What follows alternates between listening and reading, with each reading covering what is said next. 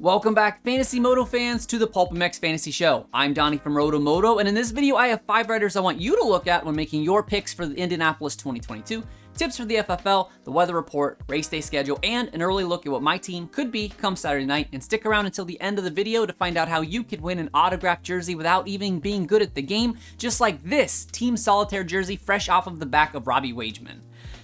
Amazingly, despite the chaos in the 450 class in Detroit, with 4 top guys DNFing, we only have 1 addition to the outs. Dylan Ferrandis will not line up in Indy. Team reports that the X-Ray came back with no brakes, but the French rider is going to sit the round out anyway to get closer to 100% for the rest of the series and give it a little more time to heal. Max Volan is on the entry list for Indy, but at the time of recording, there has not been an official release from the team or the rider about his involvement this weekend, so I would leave him off of your squad until you see him on track Saturday. 2 features on the team page that you should familiarize yourself with if you haven't already.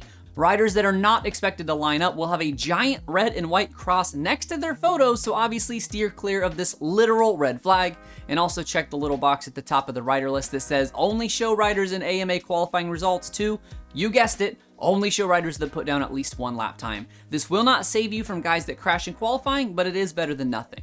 The 450 All-Stars stay the same, but in the 250 class sees just 1 change after his injury before round 3. Jeremy Martin finally points out of the All-Star status, and RJ Hampshire takes that spot instead with a very pickable 5 handicap.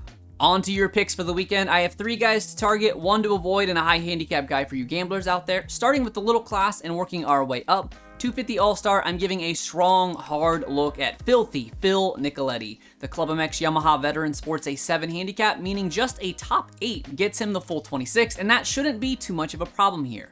With Martin and Faulkner gone, and Kyle Peters ailing, there just isn't a lot of competition to keep him out of the top 10, and Phil is one of only 4 riders to finish top 10 in every round, joining championship contenders Cameron McAdoo and Jet Lawrence, as well as his PulpMX teammate Enzo Lopes.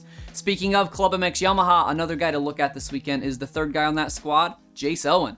The Arena Cross specialist has been carrying a 1 handicap the past few weeks, but a 14th in Detroit bumps him up to a 3, which is not loaded with upside, but is about as generous as you can get and still be a sure thing. Jace went 11-11-11 to open the season, so if you're looking for a nice, safe, low 30s option with a little bit of upside, then the 81 should get a look here.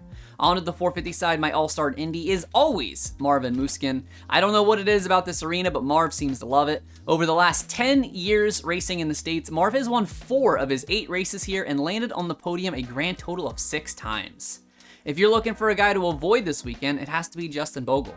The Twisted Tea Suzuki rider put in back-to-back season bests the past 2 weekends, and it has tanked his handicap all the way down to a 3.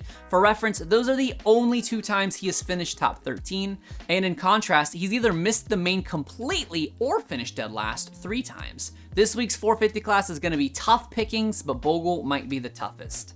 The high handicap hero of the round, given to a rider with a handicap of 10 or more that I think has a realistic chance to score massive points this weekend if you're the type of person that likes to sweat out a little LCQ action for a big payout. In the 250 class, if you can take Jeremy Hand this weekend, you have to. The Ohio native recorded his career best here in Indianapolis last season, going 13-6-13 in the Lucas Oil residency before a pair of 16s in 3 attempts this year. Like all high handicap heroes, there is a bit of flight risk here that he may fail to make the main, but if he secures a gate for the main, he could very well be the top scorer this weekend.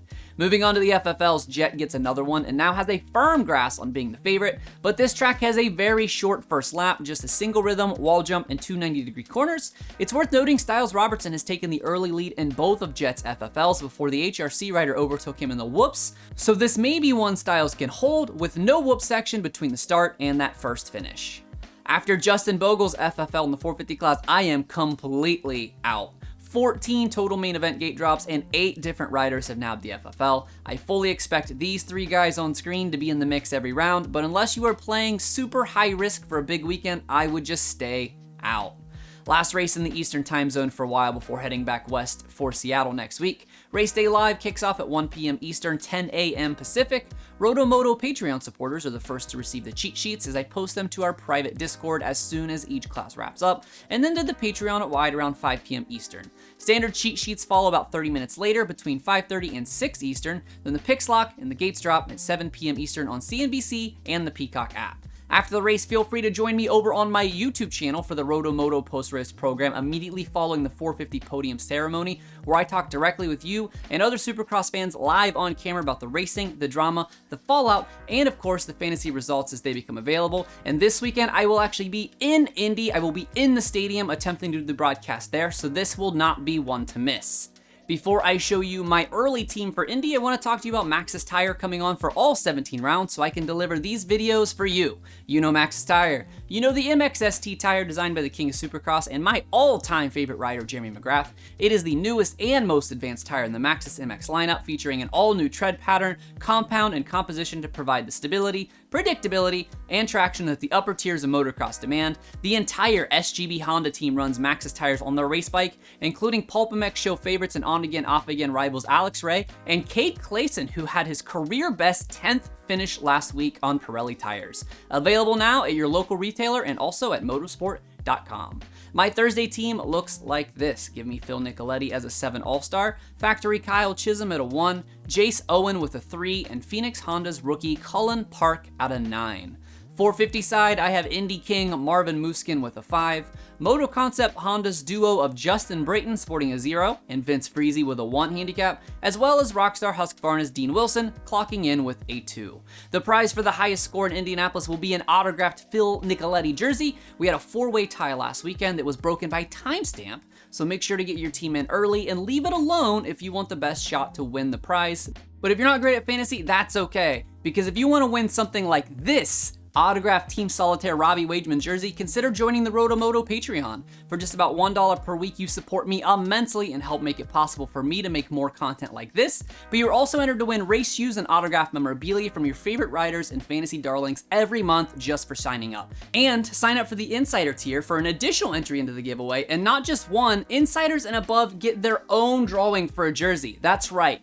2 jerseys this month, as well as an exclusive podcast talking fantasy stats on every rider in the field, as well as those enhanced cheat sheets that come out every Saturday. Link for that will be in the description below. And don't forget to follow PulpMX Fantasy and RotoXMoto on both Instagram and Twitter for injury updates as the weekend rolls on, qualifying info, and stats and banter throughout the race itself, and those fantasy cheat sheets once qualifying is done and wrapped. Thank you so much for watching the PulpMX Fantasy Show presented by Maxxis. My name is Donnie. May your chizzes chiz this weekend. Remember that 8 is great, and most importantly, have fun. Good luck, y'all.